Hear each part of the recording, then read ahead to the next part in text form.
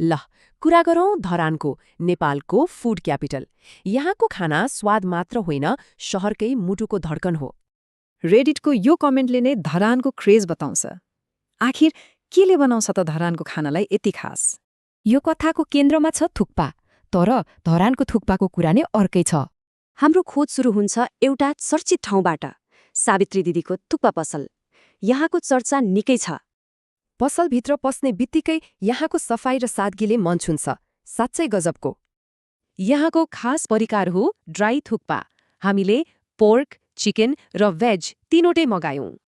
र अब सबैभन्दा अचम्मको कुरा, यसको मूल्य। भेज थुक्पाको एक प्लेटलाई जम्मा 50 रुपैयाँ। फूड ब्लगरको शब्दमा भेज थुक्पा त गड लेभलको हो। नतिजा अचम्मकै आयो।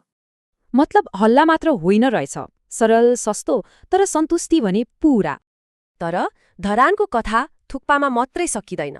अब हेरौँ अर्को स्थानीय क्रेज, आलु निम्की। यो चाखलाग्दो छ, नेपालभरि पानीपुरी चल्छ, तर धरानमा आलु निम्कीको राज छ। यो कुनै नयाँ फ्यासन होइन।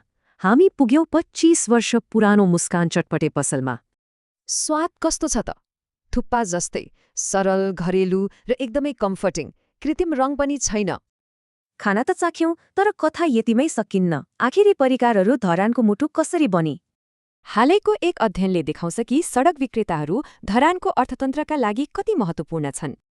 यी साना पसलहरू व्यवसाय मात्र होइनन्, यिनले कैयौंको जीवन चलाएका छन्, समुदायलाई जोडेका छन्। भनेपछि रहस्य मसलामा होइन, यो त सरलता, समुदाय र जीविकोपार्जनको एउटा मिठो मिश्रण हो।